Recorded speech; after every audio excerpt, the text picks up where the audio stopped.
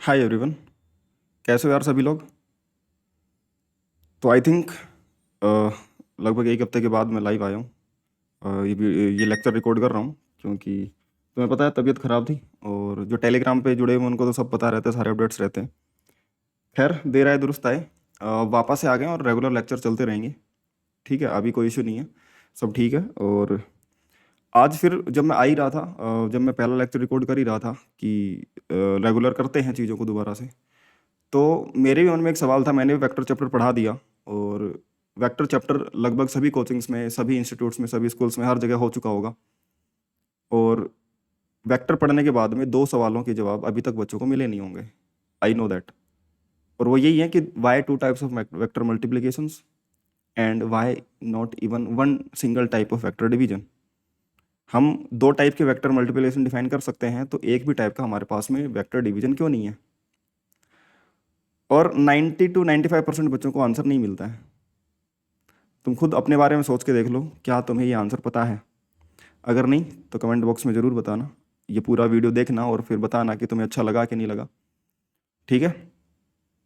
हालांकि मैक्सिमम जगह पे इसको रिडंडेंट मान लिया जाता है, irrelevant of their NEET and JEE preparation मान करके टीचर्स से नो टू दीज क्वेश्चंस, कि बस ये इस तरीके से डिफाइंड है, अब तुम पढ़ लो और आगे चलते हैं। And they are not so much wrong, मैं उन्हें गलत नहीं बोल सकता ना। क्यों? क्योंकि they are preparing for you NEET and JEE exams, और these things are not relevant to this. But out of curiosity students के माइंड में हमेशा रहता है, वो जाती नहीं है चीज़। जब तक वेक्टर पढ़ते हैं पूरे में रहता है, और वेक्टर ख़त्म होने पर जब बोलता है टीचर की वेक्टर डिवीजन, वो तो डिफाइंड नहीं है, हम नहीं पढ़ेंगे। तो फिर एक अलग से क्वेश्चन आता है कि दो दो वेक्टर मल्टीप्लिकेशन पढ़ा दी, एक भी डिवीजन क्यों नहीं हो पा रहा है ना। फिर बच्चा अपने आप को कन्विंस कर लेता है, जैसे काइनेमेटिक्स होता है, एनएलएम होता है, धीरे धीरे कन्विंस कर लेता है खुद को कि ठीक है, नहीं है, छोड़ो। कई बार आंसर ढूंढने की कोशिश करता है बट मिल नहीं पाता आंसर। ठीक है। कभी कभार टीचर के मन में होती है तो वो बता देता है ना। बट बहुत से जगह पे कई बार टीचर्स को भी नहीं पता होता है ना। क्योंकि ये चीज़ें रिलेवेंट नहीं होती, तो हर जगह पढ़ाई नहीं जाती, तो टीचर भी कई बार नहीं पढ़ते इन चीज़ों को, नहीं रिसर्च करते इन सब चीज़ों के बारे में। बट जब मैंने लेक्चर ख़त्म करे, तो मेरे भी मन में जो सवाल थे, और मैंने लास्ट लेक्चर में बोला भी था कि हम इन सब चीज़ों के बारे में पढ़ेंगे। एक वीडियो आएगा मेरा जिसमें इन्हीं दो सवालों के बारे में बात करूंगा कि why two types of vector multiplication and why not division defined. तो यार आज इसी लेक्चर में हम ये सब चीज़ों के जवाब ढूंढने जा रहे हैं, और बड़ा इंटरेस्टिंग लेक्चर होने वाला है। अगर तुम्हें अच्छा लगे तो वीडियो को में कमेंट ज़रूर करना, और जो भी अपने फ्रेंड्स वगैरह हैं जो प्रिपेयर कर रहे हैं उनके साथ शेयर करना, ताकि वो भी इन सब चीज़ों के आंसर जान पाएँ। हालांकि मैं बहुत बड़ा लेक्चर नहीं लेने वाला हूँ। इन क्वेश्चंस के आंसर को शॉर्ट में समझाने की कोशिश करूँगा, जैसे तुम्हारे अकॉर्डिंग, जो तुम्हारा सिलेबस के हिसाब से है उसके अकॉर्डिंग। और मतलब कोशिश करूँगा कि तुम 100% इसको समझ पाओ कि ऐसा क्यों हो रहा होगा। ठीक है। हम क्यों भी जो भी चीज़ करते हैं फिजिक्स में ज़रूरत के हिसाब से करते हैं। जब तक ज़रूरत नहीं पड़ती हम उस चीज़ को छेड़ते भी नहीं हैं हमें। और जब तक ज़रूरत नहीं पड़ी थी ग्रेविटेशनल फोर्सेस की, ज़रूरत इन द सेंस जब तक हमें नहीं लगा था कि हमें और इन द डीप जाना चाहिए। न्यूटन ने पहली बार हमें बताया तो हमें लगा कि अभी हमें इसमें और भी पहले अंदर डीप तक जाना चाहिए। पहले सब बस ये पता था कि ग्रेविटेशनल का अट्रैक्शन फोर्स होता है मासेस का। फिर उसने फॉर्मूला दिया तो फिर हम और डीप गए, और डीप गए। जिन जिन चीज़ों के बारे में पता लगता जाता है हम उसके अंदर डीप जाते जाते जाते जाते जाते जाते हैं। वैसे वेक्टर क्वांटिटीज़ के साथ में जब वेक्टर क्वांटिटीज आइडेंटिफाई करी गई, आइडेंटिफाई इन द सेंस कि उनको अलग से देखा गया कि हाँ ये कुछ टाइप की क्वांटिटीज़ हैं जो सेपरेटली बिहेव करती हैं स्केलर, और जो जनरल क्वांटिटी डिस्टेंस स्पीड वगैरह के अलावा ये कुछ क्वांटिटीज़ हैं जिनको सेपरेटली डिफाइन किया जा सकता है अलॉन्ग विद द डायरेक्शन, और जो अलग तरीके से कैलकुलेट होंगी। सिंपल सीधे एडिशन सब्ट्रैक्शन नहीं होगा जो अलजेब्रा के हिसाब से हम पहले बना चुके थे मैथ्स, उस हिसाब से वो ऐड सब्ट्रैक्ट नहीं हो रही थी ना। उनका मीनिंग अलग था, उनके एडिशन सब्ट्रैक्शन का मीनिंग अलग था। तो फिर हमने एडिशन भी उनका करना सीखा, सब्ट्रैक्शन करना सीखा, वेक्टर्स का मल्टीप्लिकेशन करना सीखा, डिवीजन नहीं हो पा रहा था। उसी के आंसर में हम आज ये लेक्चर रिकॉर्ड कर रहे हैं। तो यार अगर तुम्हें ये लेक्चर्स पसंद आ रहे हो, सीरीज़ पूरी पसंद आ रही हो, तो चैनल को सब्सक्राइब जरूर कर देना।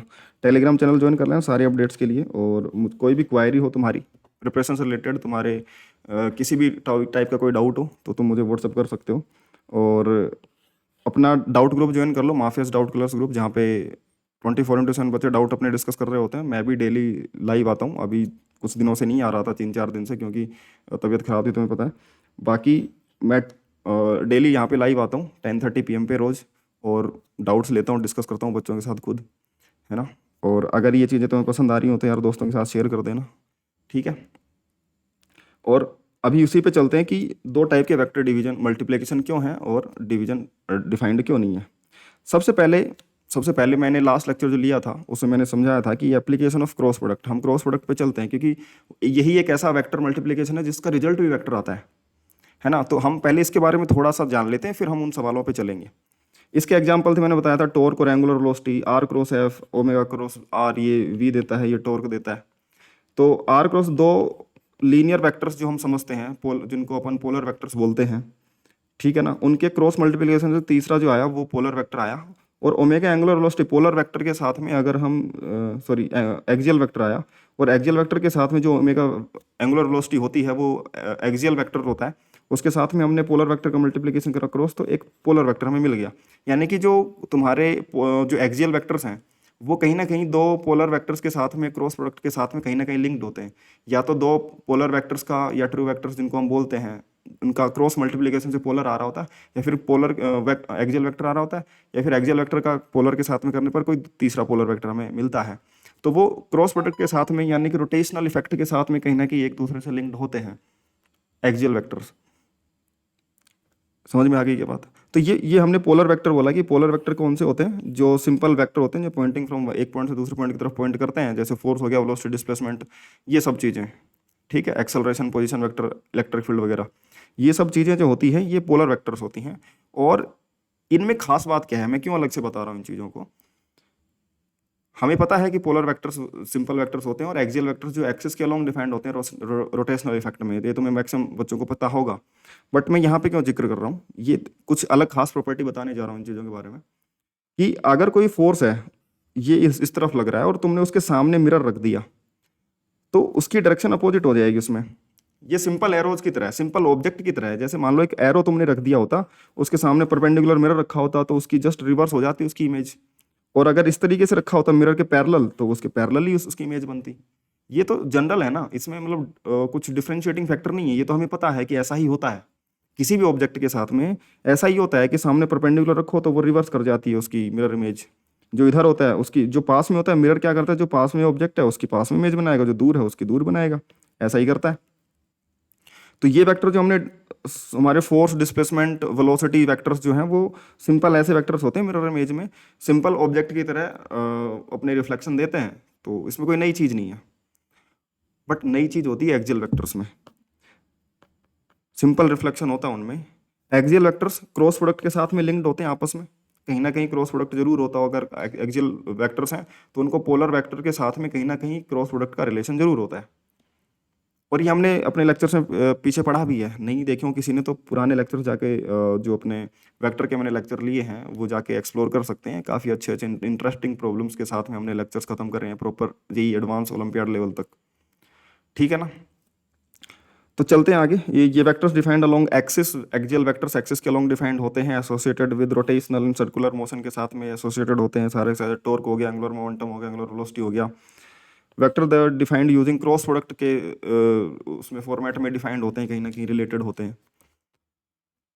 अब axial vectors simple example, angular velocity, अगर कोई पार्टिकल सर्कल में घूम रहा है तो एंटी क्लॉकवाइज घूम रहा है तो हम राइट हैंड के फिंगर्स को जिस तरफ घूम रहा है एंटी क्लॉकवाइज तो एंटी क्लॉकवाइज घुमाएंगे तो out of the plane thumb आएगा, यानी कि वो ओमेगा एंगुलर वेलोसिटी की डायरेक्शन है, हम उसको उसी से डिफाइन करते हैं। और जो ओमेगा और आर का रिलेशन है ओमेगा क्रॉस आर, अगर ये omega out of the plane है ये आर है तो ओमेगा क्रॉस आर करेंगे तो ये टेंजेंशियल वेलोसिटी आ जाती है। लीनियर या फिर बोले पोलर वेक्टर्स के साथ में इसका रिलेशन होता है। सिंपल ये इस तरीके से कोई ऑब्जेक्ट घूम रहा है तो एक्सिस के अलोंग ऐसे, ये ऐसे बाहर से अंदर की तरफ ये गया वेक्टर राइट हैंड के फिंगर्स तो आउट ऑफ द प्लेन या ऊपर की तरफ ये ओमेगा वेक्टर बन गया। इसके कुछ एग्जांपल्स हैं, हमने पढ़ रखे हैं पहले, मतलब कि पढ़ रखे हैं इन द सेंस हमने देखे हैं कि ये कुछ एग्जांपल्स होते हैं इनके, है ना। हमने डिटेल में तो नहीं पढ़ा क्योंकि आगे जैसे चैप्टर आते जाएंगे वहीं पे पढ़ेंगे इनकी मीनिंग तो। बट हाँ, टॉर्क के बारे में हमने थोड़ा समझा था, एंगुलर वेलोसिटी के बारे में हमने जरूर समझा था पिछले लेक्चर में, जो एप्लीकेशन ऑफ क्रॉस प्रोडक्ट जब मैं पढ़ा रहा था तब। तो angular displacement, angular velocity, momentum, acceleration, torque, magnetic field, magnetic moment और मैग्नेटिक फील्ड तुमने मैग्नेटिक फील्ड तो तुमने सुना होगा, मैग्नेटिक मोमेंट भी शायद तुमने केमिस्ट्री में सुन लिया हो, एटॉमिक स्ट्रक्चर वगैरह के अंदर अगर तुमने पढ़ी है तो। अभी नहीं भी पढ़ी तो ये फिजिक्स में आएंगी आगे क्वांटिटीज, ये 12th में आती हैं। 12th वाले बच्चों में अगर किसी का मैग्नेटिज्म पढ़ा हुआ है तो वो शायद रिलेट कर पाएगा, अगर कोई ड्रॉपर है तो शायद रिलेट कर पाए। ठीक है, रोटेशनल इफेक्ट होते हैं इनमें। वायर घूम रहा है जैसे तो उसके अंदर मैग्नेटिक फील्ड ऐसे उस एक्सिस के अलोंग आती है, या फिर कोई वायर स्ट्रेट है तो उसके अंदर सर्कुलर मैग्नेटिक फील्ड लाइंस बनती हैं। तो वो सब हाँ एंगुलर इफेक्ट या रोटेशनल इफेक्ट से रिलेटेड हैं। R cross V I into A, sorry magnetic moment I into A होता है। ठीक है, तो मैग्नेटिक फील्ड भी जो निकालते हैं उसमें डी एल क्रॉस आर करते हैं, क्रॉस प्रोडक्ट से कहीं ना कहीं रिलेटेड है।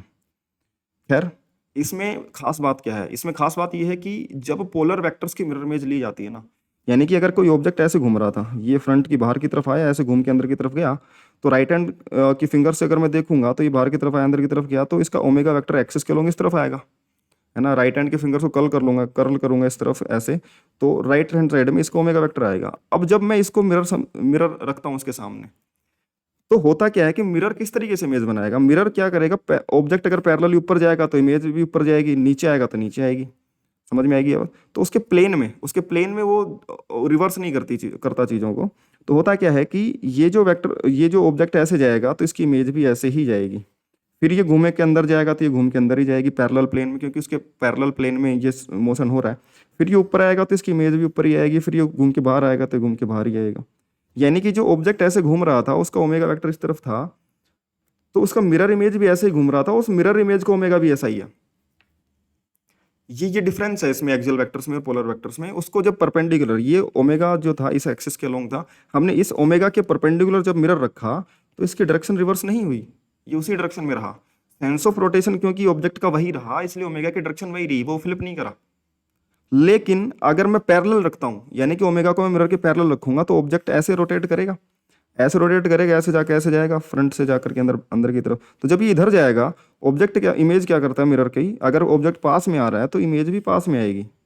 तो ये जब इधर जाएगा तो ऑब्जेक्ट की इमेज इधर आएगी, जब ये घूम के अंदर जाएगा तो घूम के अंदर ही जाएगी, लेकिन ये जब इधर जाएगा तो इमेज इधर जाएगी, दूर जाएगी। ऑब्जेक्ट दूर जाएगा तो इमेज दूर जाएगी, फिर ऐसे घूम के आएगा तो ऐसे। तो जब ये एंटी क्लॉकवाइज ऐसे घूम रहा है तो ये क्लॉकवाइज सा घूमने लग जाएगा, और इसका ओमेगा ऊपर की तरफ तो इसका ओमेगा नीचे की। सेंस ऑफ रोटेशन फ्लिप कर जाता है जब ओमेगा वेक्टर एक्सियल वेक्टर्स को पैरेलल रखा जाता है। तो ये बिहेवियर है इसका, समझ में आई क्या बात। ये वियर्ड बिहेवियर है, ये डिफरेंट बिहेवियर है, इसलिए हमें इसको अलग से एक्सियल वेक्टर्स का नाम देते हैं कि इनकी प्रॉपर्टी कुछ अलग है, और वो उसी से है, ट्रांसफॉर्म नहीं होते हैं। अगर मैं पैरेलली परपेंडिकुलर रखूंगा तो जो पोलर वेक्टर्स जैसे ट्रांसफॉर्म हो रहे थे, ये ट्रांसफॉर्म नहीं हो रहे हैं, ये सेम डायरेक्शन में है, ट्रांसफॉर्म हो रहे हैं जब पैरेलल रखता हूँ। तो ओमेगा को जब उसके पैरेलल रखा तो वो ओमेगा रिवर्स हो गया। समझ में आएगी बात, इसलिए इनको सूडो वेक्टर से बोलते हैं। ठीक है, नाम है बस। तो axial vectors are known as pseudo vectors because they don't transform like true polar vectors की तरह, वो ट्रांसफॉर्म नहीं होते हैं, तो सूडो वेक्टर्स का नाम दे दिया जाता है। खैर, जैसे कि ये तो जैसे सिंपल पोलर वेक्टर्स हैं, जैसे तुम एरो रखोगे उसके इमेज मिरर इमेज तुम्हें पता है, बचपन से बनाते हुए आ रहे हो, ऐसा परपेंडिकुलर रखेंगे तो परपेंडिकुलर बन जाएगी। ऐसा पोलर वेक्टर हुआ तो उसकी इमेज ऐसी बनेगी, ऐसे वाले की रिवर्स बनेगी, ऐसे वाले की ऐसे। यानी कि जो परपेंडिकुलर कंपोनेंट है वो तो ऐसे कैसे ही रहेगा। ये वाला जब ऐसे हुआ तो इसमें दो कंपोनेंट हैं, ये और ये दो कंपोनेंट हैं। इन दोनों कंपोनेंट में अगर तुम ध्यान से देखोगे तो परपेंडिकुलर वाला फ्लिप नहीं हुआ, हॉरिजॉन्टल वाला कंपोनेंट फ्लिप हुआ है। कौन सा? परपेंडिकुलर वाला फ्लिप नहीं हुआ। कौन सा फ्लिप नहीं हुआ? ये वाला।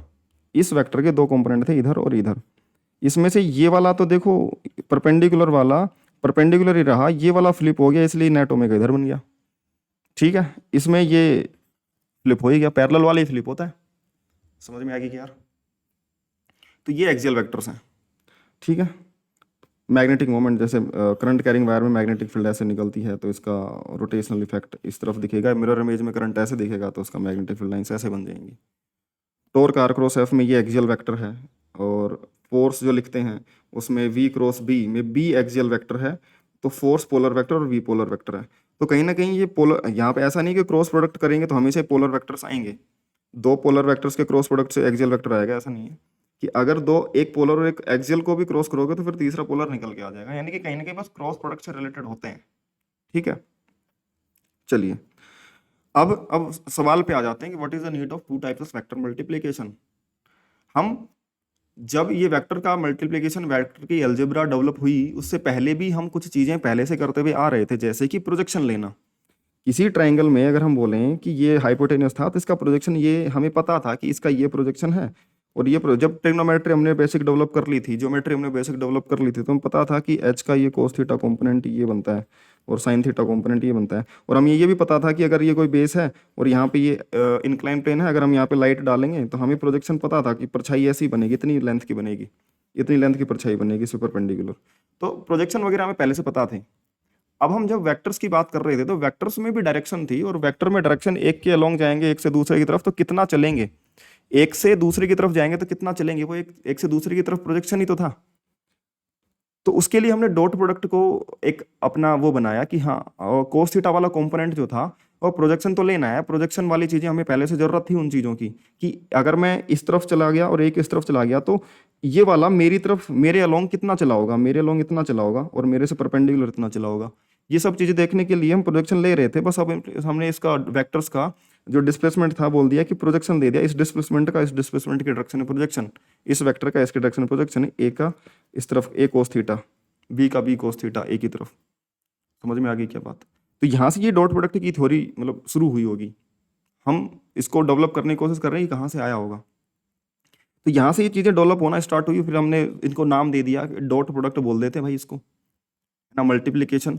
और ये हमें क्या बताएगा, ये हमें बताएगा कि भाई ए कोस थीटा, मैं बोलूँ जैसे इसमें इसमें देखो ध्यान से, मैंने पूरा लिख रखा है ताकि मुझे लिखने में टाइम वेस्ट ना हो, मैं सिर्फ तुम्हें एक्सप्लेन करूँ चीज़ें। कि ये ए वेक्टर है, ये बी वेक्टर इधर गए, तो तुम बी का ए की तरफ प्रोजेक्शन डाला, तो तुम बोले कि अगर तुम इधर भी चले ना तो ए की, मतलब तुमने इसको एक एक्सिस मान लिया, तो जब तुम इधर गए तो तुम्हारा इस एक्सिस में प्रोजेक्शन कितना है, तो तुम बोलोगे परपेंडिकुलर डाल लो, इस तरफ इतना प्रोजेक्शन है, मैं इतना चलाऊँ इस डायरेक्शन में, तो तुम बोलोगे कि ये कितना है, B cos theta. B cos theta तुम किसके डायरेक्शन में चले, ए की डायरेक्शन में। ठीक है, अब तुम क्या करोगे कि ए से पूछोगे बी की डायरेक्शन में, तुम यहाँ पे परपेंडिकुलर डालोगे कि अगर तुम इसको एक्सेस मानते और तुम इधर चलते हो, तुम बोलते कि बी की एक्सेस में कितना चले, इतना चले, तो तुम बी कोस थीटा चलो, ए कोस थीटा, ए का इधर की तरफ कॉम्पोनेंट ए कोस थीटा बन जाता। बट जब मैं ए कोस थीटा इंटू बी करता हूँ और बी कोस थीटा इंटू ए करता हूँ तो वो चीज़ें सेम ही आती हैं, इसलिए हमने A into B into cos theta एक पैरामीटर डिफाइन कर लिया, और वो ये पैरामीटर ये बताएगा कि वो दोनों एक दूसरे के कितने करीब हैं, कितने करीब हैं। यानी कि जितना कम एंगल होगा उतने ज़्यादा प्रोजेक्शन आएंगे, चाहे ए कोस थीटा लिखो चाहे बी कोस थीटा लिखो, उतना ही ज़्यादा आएगा, तब थीटा कम होगा। तो अगर ये सेम डिस्टेंस इस कम एंगल पे चलता तो इतना चलता ना, और कम एंगल पे चलता तो शायद इतना चलता। सेम लेंथ, जब एंगल कम होता जाएगा, ये ऐसे इसके अबाउट घुमाओ ना, घुमाओगे तो ऐसे ही तो चलेगा, तो प्रोजेक्शन एक तरीके से उसकी तरफ ही तो जा रहा है। तो जब एंगल कम होता है तो प्रोजेक्शन एक दूसरे की तरफ ज़्यादा आता है। उस चीज़ को हमने फिर डॉट प्रोडक्ट के नाम से ये देखा कि ठीक है, प्रोजेक्शन हम निकालेंगे और ये हमें ये बता देगा कि दोनों वेक्टर कौन कितना किसके पैरेलल है। तो हमने वेक्टर्स की ये ये प्रॉपर्टी डिफाइन करने के लिए कि दोनों वेक्टर्स कितने एक दूसरे के पैरेलल हैं। डॉट प्रोडक्ट की वैल्यू जितनी ज़्यादा होती है वो उतने ज़्यादा पैरेलल होते हैं। और मैक्सिमम कब होती है डॉट प्रोडक्ट की वैल्यू, है ना, प्रोजेक्शन अलोंग ईच अदर भी देता है, और bigger the projection more parallel they, यार जितना बड़ा प्रोजेक्शन आएगा उतना प्रोजेक्शन बड़ा कब आएगा, जब वो कम एंगल होगा उन दोनों के बीच में। अब मैं जो डॉट प्रोडक्ट डिफाइन करा कि A dot B equal to A B cos theta, तो प्रोजेक्शन बड़ा कब आएगा, जब एंगल छोटा होगा उन दोनों के बीच में। और डॉट प्रोडक्ट हमने बोला कि जितना ज़्यादा डॉट प्रोडक्ट की वैल्यू होगी उतना ज़्यादा वो एक दूसरे की तरफ होंगे, यानी कि उतना उनके बीच का एंगल कम होगा, तो हमने ए बी कोस थीटा से वो प्रोडक्ट डिफाइन कर दिया। और अब देखो ए डॉट बी जो मैक्सिमम होता है वो ए बी होता है, और वो किस कब होता है, जब कोस थीटा 1 होता है, यानी कि थीटा 0 डिग्री होता है। और 0 डिग्री तो मैक्सिमम पैरेलल की सिचुएशन है, और मिनिमम होता है जब एंटी पैरेलल होते हैं, है ना। मिनिमम कब होता है ए डॉट बी, अगर मैं देखूं तो मिनिमम कब होता है, जब वो एंटी पैरेलल में सबसे कम पैरेलल है। ऑब्वियस सी बात है, एंटी पैरेलल बिल्कुल अपोजिट है, तो वो सबसे कम पैरेलल है। ठीक है क्या, इसलिए वो ए डॉट बी इस समय माइनस ए बी बनता है मिनिमम। और जब वो परपेंडिकुलर है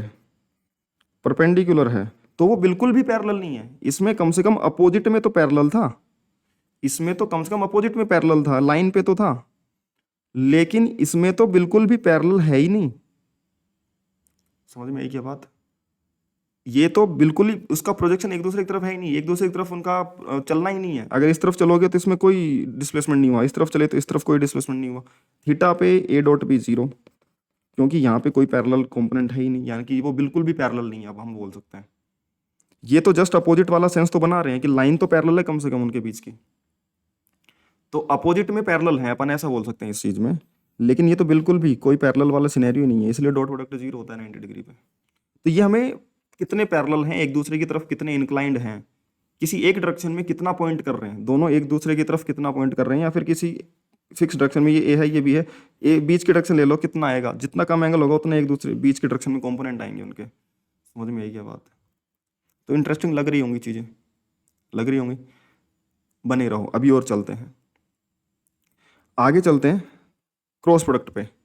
क्रॉस प्रोडक्ट हमें क्या बताता है? क्रॉस प्रोडक्ट ए का बी की, तुमने क्रॉस प्रोडक्ट करना सीखा होगा, ए से बी की तरफ, तो पहले ए में फिंगर रखो, बी की तरफ घुमाओ, कितना घूमे उसकी तरफ जाने में, तुमने उसको बोला क्रॉस प्रोडक्ट है।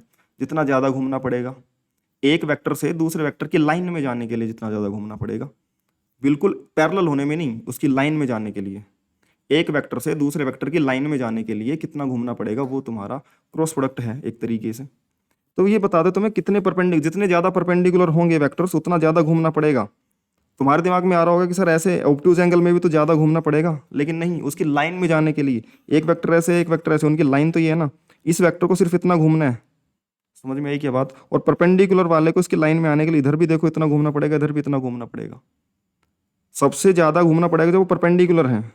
तो इसलिए डॉट क्रॉस प्रोडक्ट आता भी सबसे ज़्यादा तब है जब वो परपेंडिकुलर होते हैं, इसलिए वो किससे डिफाइंड है? साइन थीटा से। तो ए क्रॉस बी का मैग्नीट्यूड डिफाइन कर दिया साइन थीटा से, लेकिन रोटेशन से हमने कोऑर्डिनेट एक्सिस में जब हमने डिफाइन करे थे 3D कोऑर्डिनेट एक्सिस, जिसने बेसिक मैथ्स की मेरी क्लास करी होगी पहली, उनको पता होगा, जब हमने कोऑर्डिनेट एक्सिस डिफाइन करे थे तो हमने बोला था आई क्रॉस जे तुम्हारा के बनेगा। इस रोटेशनल इफेक्ट से हमने एक्सिस डिफाइन करी थी, उसी को यूज में लेकर के हमने क्रॉस प्रोडक्ट भी बना रखा है कि भाई आई क्रॉस जे ही तो के लिखा हमने, कोऑर्डिनेट सिस्टम के अलोंग ही तो चल रहे हैं हम। तो एक वेक्टर एक तरफ से घूम के दूसरी तरफ जा रहा है तो किस तरफ पॉइंट करेगा उनका क्रॉस प्रोडक्ट, उससे हमने उसकी डायरेक्शन डिफाइन करी है। प्रोजेक्शन में भी हम डायरेक्शन बताते हैं कि ए का बी की तरफ जो प्रोजेक्शन आएगा, ए का बी की तरफ जो, या फिर बोलो बी का ए की तरफ जो प्रोजेक्शन आएगा वो इस तरफ आएगा। तो हम निकालते तो हैं उसका प्रोजेक्टेड कंपोनेंट वेक्टर में B cos theta into A cap, कि भाई ए कैप की डायरेक्शन में ए कैप से मल्टीप्लाई कर दो उस बी कोस थीटा को, तो वेक्टर कंपोनेंट आता तो है। बट हमने प्रोडक्ट बस इसको स्केलर दे दिया कि बस स्केलर प्रोडक्ट को स्केलर रख लेते हैं, जब वेक्टर की जरूरत पड़ेगी तो हम बना लेंगे उसको वेक्टर। लेकिन इसमें तो रोटेशनल इफेक्ट आ रहा था, एक से भी दूसरे की तरफ जाओगे तो तुम राइट हैंड के फिंगर्स को कल करना पड़ेगा, तो तीसरा डायरेक्शन आएगा परपेंडिकुलर डायरेक्शन में, जो कि हमने कोऑर्डिनेट एक्सिस भी इसी तरीके से, इसी लॉजिक राइट हैंड रूल से हमारी coordinate axis X Y Z एक दूसरे से इंक्लाइंड होती हैं। समझ में आई क्या यार? तो ये मल्टीप्लिकेशन ऑफ परपेंडिकुलर कंपोनेंट्स है एक तरीके से, कि ए साइन थीटा इंटू बी है, या फिर बी साइन थीटा इंटू ए है मैग्नीट्यूड में, ठीक है ना। तो जितने ज़्यादा परपेंडिकुलर होंगे वेक्टर्स, ए क्रॉस बी उतना ही ज़्यादा है, साइन थीटा उतना ज़्यादा है, थीटा उतना ही ज़्यादा है। सेकेंडली ये हमें बताता है कि तुम्हें कितना रोटेट करना पड़ेगा दूसरे की लाइन में जाने, कोलिनियर होने के लिए। अगर एक्यूट एंगल है तो तुम बोलोगे ए से बी की तरफ इतना घूमना पड़ा, फिर इसका एंगल बढ़ा 90 हुआ तो तुम बोला कि ज़्यादा घूमना पड़ा, फिर तुम बोलोगे कि ऑब्टूज एंगल बना तो उसकी लाइन में जाने के लिए तुम्हें सिर्फ ए को अगर ले जाना है बी की लाइन में तो सिर्फ इतना जाना पड़ेगा, बी को ले जाना है तो सिर्फ इतना जाना पड़ेगा। तो जैसे जैसे ऑब्टूज एंगल बनता जाता है वो एंगल भी कम होता जाता है उसकी लाइन में जाने वाला, इसलिए वो क्रॉस प्रोडक्ट की वैल्यू मैग्नीट्यूड कम होता जाता है। 0 से 90 में साइन थीटा बढ़ता जाता है, क्रॉस प्रोडक्ट बढ़ता जाता है। 90 से 180 में उसका मैग्नीट्यूड वापस से 1 से कम होता, लेकिन वो नेगेटिव में होता है, लेकिन 1 से कम होता, सॉरी पॉजिटिव ही होता है साइन थीटा। तो वो 0 से 1 और 1 से कम होता जो साइन का ग्राफ ऐसे बनता है ना, तो 0 से 90 में बढ़ता है, फिर 90 से 180 में फिर से घट जाता है, और फिर यहाँ पे 0 यहाँ पे 0, पैरेलल में बिल्कुल लाइन में ही है तो कहीं नहीं घूमना, एंटी पैरेलल में भी एक ही लाइन में तो कहीं नहीं घूमना, इसलिए वो 0 होता है। परपेंडिकुलर है तो मैक्सिमम घूमना है, चाहे इधर घूमो चाहे इधर घूमो, मैक्सिमम घूमना है तो मैक्सिमम एंगल 90 डिग्री घूमना पड़ेगा तुम्हें, इसलिए क्रॉस प्रोडक्ट वहाँ पे मैक्सिमम होता है मैग्नीट्यूड में। समझ में आ गई क्या यार? हाँ, ये जो होता है ये क्रॉस प्रोडक्ट का मैग्नीट्यूड यहाँ पे भी जब हम बोलेंगे कि हमें सिर्फ इतना एंगल घूमना है तो वो कम ही हो जाएगा। समझ में आ गई क्या यार? तो ये क्रॉस प्रोडक्ट की कहानी है। तो ये इनवर्सली तो डॉट प्रोडक्ट का थोड़ा उल्टा है, वो बताता है कितने पैरेलल हैं, ये बताता है कितने परपेंडिकुलर हैं। और ये जो डिफाइंड है, 3D में डिफाइंड है, ए क्रॉस बी ए और बी के परपेंडिकुलर आता है तो थर्ड डायरेक्शन में जाता है, ए और बी का जो प्लेन होगा उसके परपेंडिकुलर आता है ए क्रॉस बी। समझ में आ गई क्या बात? अब आई थिंक तुम्हें थोड़ा सेटिस्फेक्शन मिल रहा होगा, थोड़ी चीज़ों में बेटर अंडरस्टैंडिंग बन रही होगी तुम्हारी क्रॉस प्रोडक्ट डॉट प्रोडक्ट को लेकर के और उनके डेफिनेशंस को लेकर के कि क्यों डिफाइंड है इस तरीके से। हमें जब पैरेलल कितने कितने पैरेलल हैं ये डिफाइन करा, तो हमें फिर ये भी डिफाइन करा कितने परपेंडिकुलर हो, और हमें जरूरत थी एक वेक्टर को दूसरी तरफ रोटेट करने की। हमारे कोऑर्डिनेट एक्सिस उसी तरीके से डिफाइंड है, हमारी जो क्वांटिटीज बनेंगी फिजिकल क्वांटिटीज वो ऐसे ही घूमती हैं। कोई कोई ऑब्जेक्ट घूम रहा है तो उसकी कोई तो पैरामीटर है जो घूम रहा होगा, उसकी रेडियस घूम रही है, कोई ऑब्जेक्ट घूम रहा है तो सेंटर की ओर उसकी रेडियस वेक्टर से घूम रही है, तो हमें रोटेशनल पैरामीटर की जरूरत थी। तो हमने कोऑर्डिनेट एक्सिस जब डिफाइन करे थे आई घुमा घुमा करके कि आई क्रॉस जे के बनेगा, यानी कि एक्स क्रॉस वाई जेड बनेगा, उसी हिसाब से फिर हमने ये क्रॉस प्रोडक्ट डिफाइन कर लिया। जरूरत पड़ी तब करा, जिसमें जो भी चीज़ें होती हैं जरूरत के हिसाब से होती हैं। अब हमने ठीक है दो टाइप के वेक्टर मल्टीप्लिकेशन बना लिए, लेकिन एक्चुअल मल्टीप्लिकेशन जिसमें वेक्टर के मल्टीप्लिकेशन से वेक्टर ही आता हो वो तो कौन सा है? क्रॉस प्रोडक्ट है। भाई क्रॉस प्रोडक्ट ऐसा है जिसमें ए वेक्टर को बी वेक्टर से मल्टीप्लाई करोगे, तीसरा कोई सी वेक्टर आएगा जो इनके परपेंडिकुलर होगा, तो यही एक्चुअल का वेक्टर प्रोडक्ट तो माना जाएगा, है ना। अब डिवीजन की बात आती है, तो डिवीजन में ध्यान से सुनो। जब हम डिवीजन करेंगे तो अगर हम बोलें कि ए क्रॉस बी कर रहे हैं तो सी आ रहा है, वेक्टर को वेक्टर से मल्टीप्लाई करने पर वेक्टर आ रहा है, तो ये एक्चुअल का वेक्टर का मल्टीप्लिकेशन समझा जा सकता है इसको। अब जब डिवीजन की बारी आई तो हम डिवीजन करना चाह रहे हैं, तो मैक्सिमम टाइम पे बच्चों की आंसर मतलब है कि डायरेक्शन को डायरेक्शन डिवाइड करके क्या ही मिल जाएगा तुम्हें, दिस इज सेंसलेस। तो तुम्हारा काउंटर क्वेश्चन होना चाहिए सर डायरेक्शन को डायरेक्शन से मल्टीप्लाई करके हमें क्या ही मिल जाएगा, नॉर्थ इनटू वेस्ट हमें क्या ही दे देगा। This also should be senseless, but हमने उसका सेंस डिफाइन करा ना, हमने उसका सेंस डिफाइन करा हमारी जरूरत के हिसाब से। तो डिवीजन का भी सेंस अगर हमें जरूरत पड़ती और हमने जो मल्टीप्लिकेशन जिस तरीके से डिफाइन कर रखे हैं, अगर उस तरीके से इसका कोई सेंस बन रहा होता तो हम डिफाइन कर लेते, लेकिन नहीं बन रहा है। तो क्यों नहीं बन रहा है उसका सेंस? भाई हमें north into south what why it makes sense, why it makes sense, हम बोलते हैं नॉर्थ इनटू साउथ करेंगे, नॉर्थ क्रॉस साउथ, या फिर north into north cross west कर लो, नॉर्थ को क्रॉस कर लो वेस्ट से, तो तुम बोलोगे आउट ऑफ द प्लेन आ जाओगे, नॉर्थ क्रॉस वेस्ट, नॉर्थ से साउथ वेस्ट की तरफ जाओगे तो। बट नॉर्थ अपॉन में west, why it does not make sense, ये सेंस क्यों नहीं बनाता? तो हम जाते हैं, हम जो भी डेवलप करते हैं चीज़ें फंडामेंटल्स के साथ डेवलप करते हैं कि कोई चीज़ हमने जो पहले बना रखी है वो तो गलत नहीं हो जाएगी ना, और अगर वो गलत हो रही है तो फिर आगे वाली चीज़ बड़ी सॉलिड होनी चाहिए कि उसको गलत प्रूव करे। तो डिवीजन अगर हम इस तरीके से इसका कोई सेंस बनाएंगे तो वेक्टर का जो मल्टीप्लिकेशन में जो चीज़ें इश्यू होंगी क्रिएट, या तो ये उनका सोल्यूशन दे, अगर नहीं दे पा रहा है तो फिर ये गलत है।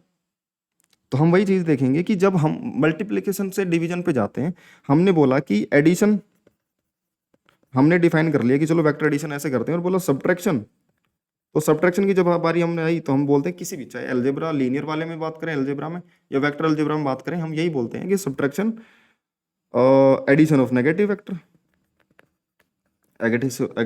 एडिशन ऑफ नेगेटिव क्वांटिटी, चाहे वेक्टर वाली हो चाहे स्केलर वाली हो, नेगेटिव क्वांटिटी ऐड कर देंगे सब्ट्रैक्ट हो जाएगी। अरे ठीक है, फिर सेम चीज़ मल्टीप्लिकेशन के साथ हुई, मल्टीप्लिकेशन हमने डिफाइन करा, और जब डिवीजन डिफाइन करा तो तुमने उसमें भी यही डिफाइन करा था कि अगर 2 इंटू 2 4 है तो 4 अपॉन में 2 2 बनेगा, वापस रिवर्स प्रोसेस है उसका, यानी कि जिस चीज़ से तुम मल्टीप्लाई करके 4 तक पहुंचे उसी चीज़ से डिवाइड कर दोगे उस रिजल्ट को तो तुम वापस वहीं पहुंच जाओगे। 2 को 2 से मल्टीप्लाई करने पे 4 आया, तो 4 को अगर तुम वापस से 2 से डिवाइड कर दोगे तो 2 बन जाएगा ना। डिवीजन क्या है? Multiplication of inverse number, inverse quantity. तुम यही बोलोगे कि यहाँ पे जो मल्टीप्लिकेशन था डिवीजन था 4/2 लिखूं या फिर 4 इंटू 1/2 लिखूं, तो हम ये बोल सकते हैं ना कि जो डिवीजन है वो इनवर्स नंबर, यानी कि 4 इंटू 2 की पावर -1, 2 से डिवाइड कर रहे हो या बार मैं बोलोगे 2 की पावर -1 से मल्टीप्लाई कर दो, एक ही तो बात है। यहाँ पे भी ऐसा ही होना चाहिए, अगर कोई ए वेक्टर है और उसको मैं कोई b-1 से बी वेक्टर की पावर -1 से मल्टीप्लाई कर दूँ तो डिवीजन बन जाना चाहिए। बट यहाँ पे चीज़ें इश्यू क्या क्रिएट होंगे कि यहाँ पे अगर मैं 2 को किसी भी नंबर को उसके इनवर्स नंबर से मल्टीप्लाई करता हूँ तो 1 मिलता है। यहाँ पे क्या कोई ऐसा वेक्टर बन सकता है जिसको मैं मल्टीप्लाई करूँ खुद के इनवर्स से और 1 बन जाए? क्या ऐसा कोई vector will A exist for this relation? क्या ए क्रॉस ए इनवर्स 1 बन पाएगा कहीं? 1 या फिर 1 वेक्टर, यहाँ पे लीनियर 1 बना था, यहाँ पे 1 टाइप का कोई वेक्टर बन जाए? भाई वेक्टर्स का भी कोई 1 है क्या? यूनिट वेक्टर अलग चीज है। यूनिट वेक्टर वो वेक्टर है जिसका मैग्नीट्यूड 1 है। हम 1 को आइडियोलॉजी वो ले रहे हैं कि जिसको अपने इनवर्स से मल्टीप्लाई करने पर जो 1 आता है, वैसा ही कोई वेक्टर की खुद को अपने इनवर्स से मल्टीप्लाई करने पर 1 आ जाए। अब वही तो समस्या है कि इनवर्स कैसे आएगा? इनवर्स तो डिवीजन ही है ना, उसी की तो समस्या है। तो जैसे ही वेक्टर्स का स्केलर नंबर का 1 है कि 2 इंटू 1 से 2 ही रहता है, तो 2 अपॉन में 1 से भी 2 ही रहता है। तो अगर हम इस 1 के मल्टीप्लीकेशन को 2 से करें तो उसको डबल बोल देते हैं, तो फिर बोले 2 इंटू 2 2 4 बन जाएगा, 2 अपॉन में 2 1 बन जाएगा। भाई ये 1 एक ऐसा नंबर है यहाँ पे कि जिसको किसी से भी मल्टीप्लाई करो वो वेक्टर चेंज नहीं होता, डिवीजन से भी नहीं होगा। तो अगर एक ऐसा वेक्टर हमने ढूंढ लिया जिसके मल्टीप्लीकेशन से वो वेक्टर वैसा का वैसा ही रहे, तो उसके डिवीजन से भी वैसा का वैसा ही रहेगा। तो 1 के मल्टीपल 2 3 4 टाइम से हम मल्टीप्लाई कर सकते हैं, तो 1 के मल्टीपल 2 3 4 टाइम से डिवाइड भी कर पाते हैं। तो ऐसा ही हम यहाँ पे ढूंढ लें, हम ऐसा ही यहाँ का वेक्टर्स का 1 ढूंढ लें। वेक्टर्स का 1 वन ऑफ वेक्टर, इसको नाम दे दें 1 ऑफ वेक्टर। ये यूनिट वेक्टर नहीं है, 1 ऑफ वेक्टर हम ढूंढना चाहते हैं, ठीक है ना। यानी कि कोई एक ऐसा वेक्टर है बी मान लेते हैं, उसको मल्टीप्लाई करने पर ए ही आ जाए। Will it exist as we have defined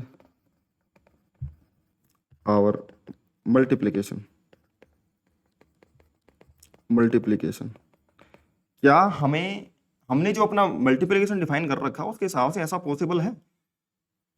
यहां तो पॉसिबल था कि 2 इंटू 1 को 2 को 1 टाइम्स लिखना था, वो 2 आ गया। तो वो वहां का वेक्टर, वहां का 1 तो था एलजेब्रा का। वेक्टर्स का 1 कि कोई एक ऐसा वेक्टर बने जिसको किसी भी वेक्टर से मल्टीप्लाई करो वो वेक्टर वैसा का वैसा ही रहे, उससे बदले ही ना बी से मल्टीप्लाई करने के बाद में। बट ऐसा तो नहीं हो पाएगा ना। हमने देखा अगर बी वेक्टर में आई कैप जे कैप आ गए तो इससे मल्टीप्लाई करके आई क्रॉस जे के बन जाएगा, जे क्रॉस के आई बन जाएगा। इस तरीके से चीजें बदल जाएंगी। और तुम अपनी पूरी 11th 12th बिता दो इस चीज को फाइंड आउट करने में कि क्या तुम ऐसा कोई बी वेक्टर ढूंढ सकते हो जिसको उससे मल्टीप्लाई करोगे तो ए सेम का सेम आ जाएगा। अगर वेक्टर से मल्टीप्लाई करोगे, वेक्टर ही चाहिए तो क्रॉस प्रोडक्ट करोगे। क्रॉस प्रोडक्ट में डायरेक्शन को आई को जे के, आई को के के साथ करोगे तो बदल जाती हैं चीजें, सेम नहीं रहती हैं। और अगर नहीं रहते हैं तो रिजल्ट ए नहीं आएगा। इसलिए हमारे पास वेक्टर्स का ऐसा कोई 1 वेक्टर है ही नहीं जिसको हम मल्टीप्लाई कर रहे हैं तो कुछ चेंज नहीं हो तो उससे हम डिवाइड भी कर पाए। फिर समझ में आ गई क्या बात? हमने मल्टीप्लिकेशन इस तरीके का डिफाइन ही नहीं कर पा रहा जिसकी वजह से कि कोई 1 बन पाए कि जिस वेक्टर से मल्टीप्लाई करो तो वो बाकी वेक्टर्स को नहीं बदल सकता। भाई इस वेक्टर से किसी को मल्टीप्लाई कर लो वो बदलेगा नहीं, ऐसा कोई वेक्टर है ही नहीं हमारे पास, वेक्टर्स का 1 है ही नहीं, इसलिए वेक्टर डिवीजन पॉसिबल नहीं है। समझ में आ गई क्या यार? मैं समझता हूँ कि ये थोड़ी सी इंटरेस्टिंग सी कहानी है, तो थोड़ी सी डीप भी जाना तुम्हें सोचना पड़ेगा इन सब चीज़ों के बारे में। अगर तुम्हें ज़्यादा डिस्कस करना है तो तुम टेलीग्राम ग्रुप पे आ सकते हो, है ना। 10:30 PM पे मैं लाइव आऊँगा आज भी, और डेली आऊँगा अब तो। पिछले 3-4 दिन से ही नहीं आ पाया था, वैसे भी डेली आता हूँ। डिस्कस करना है तो तुम वहाँ पे आ सकते हो, ठीक है। ए क्रॉस बी में हमारे पास ऐसा कोई बी वेक्टर नहीं है जिसको ए से मल्टीप्लाई करते हैं तो ए ही वापस आ जाए, इसलिए हम उस बी से डिवाइड भी नहीं कर पाएंगे। और उस बी से डिवाइड नहीं कर पाएंगे तो बी के मल्टीपल 2 3 4 टाइम्स किसी से भी नहीं कर पाएंगे फिर डिवाइड। समझ में आई क्या बात? हमने ऐसा कोई मल्टीप्लिकेशन डिफाइन ही नहीं कर रखा जैसा हमने स्केलर्स में कर रखा है। वेक्टर्स में ऐसा कोई मल्टीप्लिकेशन डिफाइन नहीं करा जिसको किसी वेक्टर से मल्टीप्लाई करने पर वो वापस से वैसा का वैसा बन जाए। समझ में आ गई बात? जरूरत भी नहीं है अभी तक जो चीज़ें चल रही हैं उनमें हमारे इसी तरीके से जो काम कर रहे हैं मल्टीप्लिकेशन वाले, उसी से काम चल जाता है। अब तुम बोलोगे कि v equal to v omega cross r से करते हैं, तो फिर ओमेगा निकालना हो तो आर से डिवाइड करना पड़ता है। हाँ करना पड़ता है, लेकिन हम स्केलर नंबर्स को डिवाइड कर लेते हैं, वेक्टर्स को नहीं करते। v के मैग्नीट्यूड को और r के मैग्नीट्यूड को डिवाइड करके ओमेगा का मैग्नीट्यूड निकाल लेते हैं। डायरेक्शन तो हमें इनसे मिल ही जाएगी ना, डायरेक्शन चाहिए अगर हमें, डायरेक्शन का रिलेशन तो v equal to omega cross r से वैसे ही मिल जाएगा। मैग्नीट्यूड ही तो चाहिए ओमेगा का, तो ओमेगा का मैग्नीट्यूड v के मैग्नीट्यूड बाई r से लिख लेंगे, मैग्नीट्यूड के डिवीजन से मैग्नीट्यूड निकाल लेंगे, और डायरेक्शन का रिलेशन हमें यहाँ से वैसे ही मिल जाएगा कि किधर है ओमेगा। समझ में आई क्या बात कि भी किधर होना चाहिए ओमेगा जिसका क्रॉस प्रोडक्ट वी के डायरेक्शन में आ जाए, तो वैसे मिल जाएगा डायरेक्शन हमें, डायरेक्शन की हमें चिंता ही नहीं है फिर डिवीजन के हिसाब से। समझ में आ गई क्या यार?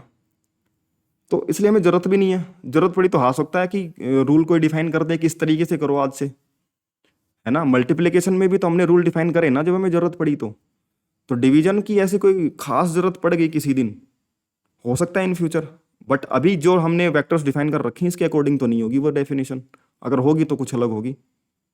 समझ में आ गई क्या यार? ठीक है, तो ये थोड़ा इंटरेस्टिंग सी चर्चा थी इन चीज़ों के बारे में, इसलिए कंक्लूजन ये निकलता है कि अभी के हिसाब से जो हमने वेक्टर्स के मल्टीप्लिकेशन पढ़ते हैं उसके हिसाब से तो डिवीजन नहीं हो सकता, इसलिए वेक्टर डिवीजन अभी तक नॉट डिफाइंड है और किसी ने डिफाइन करा भी नहीं अभी तक। ठीक है, बहुत सारी चीज़ें नहीं होती हैं, हमने डेवलप करी हैं, पूरी कैलकुलस डेवलप करी है, पहले से एग्जिस्ट थोड़ी करती थी, हमें ज़रूरत पड़ी चीज़ों की तो करी हमने। हो सकता है किसी दिन डिवीजन की ज़रूरत पड़े और कोई नए रूल्स दे दे इसके लिए, है ना, कि इस तरीके से कर लो तो चीज़ें सही बैठ जाएंगी तुम्हारी, बट उससे हमारी पीछे की चीज़ें डिस्टर्ब नहीं होनी चाहिए जो मल्टीप्लिकेशन वाली हैं, क्योंकि वो अभी तक सारी चीज़ों में से फिट बैठ रही हैं। वो अगर हर चीज़ में फिट बैठ रही हैं तो उनको डिस्टर्ब नहीं कर सकते तुम नए रूल्स के अकॉर्डिंग। ठीक है, तो ये यार मतलब फिजिक्स है, थोड़ा वास्ट आइडिया हमें लेके चलना पड़ता है कि क्या चीज़ें पॉसिबिलिटीज हैं, कैसी चीज़ें हो सकती हैं, तो इंटरेस्टिंग सी चीज़ें बन जाती हैं जब हम बिल्कुल डीप इन डाइव करते हैं इसके सब्जेक्ट के अंदर। तो और ये वीडियो बनाने का पर्पज़ यही था कि हो सकता है तुम्हें ये आधा घंटा 40 मिनट स्टार्टिंग में अच्छा ना लग रहा हो, लेकिन अभी तुमने अगर ये टाइम दिया होगा तो तुम्हें पूरा कंसंट्रेशन के साथ में तुम ये देख पाए होगे। अगर तुमने स्टार्टिंग के 5 मिनट देख लिया तो पूरा वीडियो तुम्हें देखना, तो फिर पूरा वीडियो तुमने देखा होगा अच्छे से और ये इंटरेस्टिंग भी लगा होगा, और ये इंटरेस्ट डेवलप करता है कि फिजिक्स या फिर कैसे चीज़ें डेवलप होती हैं फिजिक्स में, साइंस में, इसी तरीके जरूरत पड़ने के हिसाब से चीज़ें डेवलप करती जाती हैं धीरे धीरे। ठीक है, तो यार मैं तो थैंक यू बोलूँगा कि तुमने इतने पैसेंस के साथ में सारी चीज़ें सुनी, है ना, जो भी चीज़ें सुनी पैसेंस के साथ में सुनी, और तुम उन बच्चों में से बने जो इन क्वेश्चंस का आंसर ढूंढना चाहते हैं, वरना तो मैक्सिमम तो यही सोच लेते हैं कि ठीक है सर ने बोल दिया कि नहीं है तो नहीं है, क्यों उस फालतू में दिमाग लगाना। फालतू में दिमाग कुछ नहीं लगाया जाता, जो भी डाउट आता है सिली से सिली डाउट एक बच्चे की क्यूरियोसिटी होती है और उसको आंसर करना जरूरी होता है। ठीक है, तो यार ये मेरी तरफ से एक कोशिश थी, तो मैं जो तुम्हारा डाउट होता है सबसे बड़ा उसको आंसर करने की। बाकी अगर वीडियो अच्छा लगा हो तो दोस्तों के साथ शेयर जरूर करना, और वीडियो को लाइक करके कमेंट जरूर करके जाना कि तुम्हें कैसा लगा वीडियो। और कोई भी डाउट हो तो तुम व्हाट्सएप पे मुझे मैसेज कर सकते हो, टेलीग्राम चैनल जरूर ज्वाइन कर लेना सारी क्लासेस के अपडेट्स के लिए। रेगुलर 11th-12th की क्लासेस तुम्हें पता आने वाली हैं, 11th का पूरा प्रॉपर सिलेबस करवाया जाएगा, 12th के इंपॉर्टेंट टॉपिक्स के साथ में टॉपिक्स रिवाइज करवाता चलूंगा मैं। तो तुम्हें जो तुमने पढ़ा है कोचिंग्स वगैरह में उसके ऊपर ओवरव्यू भी मिल जाएगा, रिविजन भी हो जाएगा, और उसमें क्या इंपॉर्टेंट चीज़ें हैं और उन पर क्या इंपॉर्टेंट न्यूमेरिकल्स हो सकते हैं, जेई नीट से लेकर के जेई एडवांस तक के, ओलंपियाड तक के, अच्छे से अच्छा। और अभी नीट जेई करना कोई ठीक चीज़ नहीं है, क्योंकि मतलब इस बार का पेपर कोई खास बुरा नहीं था, अच्छे लेवल का पेपर था नीट का, तो उनको भी अच्छी अंडरस्टैंडिंग तो डेवलप करनी पड़ेगी ना जेई के बच्चों की तरह। तो अगर मैं जेई के बच्चों के लिए पढ़ा रहा हूँ तो तुम्हें भी इसमें नीट वाले बच्चे भी इसको देख सकते हैं और इंटरेस्ट के साथ देख सकते हैं, है ना। उन्हें भी चीज़ें डीप एंड डाइव करनी पड़ेंगी अगर उन्हें अच्छा स्कोर करना है तो फिजिक्स में। खैर जेई वाले बच्चों को तो बहुत इंटरेस्टिंग लगा होगा, और ऐसे ही ओलंपियाड लेवल की चर्चाएं हम करते रहेंगे। और डाउट हो इसमें कुछ भी तो डाउट ग्रुप में ज्वाइन कर लेना टेलीग्राम पे, लिंक तुम्हें सारी की सारी डिस्क्रिप्शन में मिल जाएंगी, और पुराने वेक्टर्स की जो लेक्चर्स हैं उनकी भी मैं डिस्क्रिप्शन में लिंक दे दूंगा, तुम वो भी जाके चेकआउट कर सकते हो। ठीक है, तो बाय बाय, मिलते हैं नेक्स्ट लेक्चर में।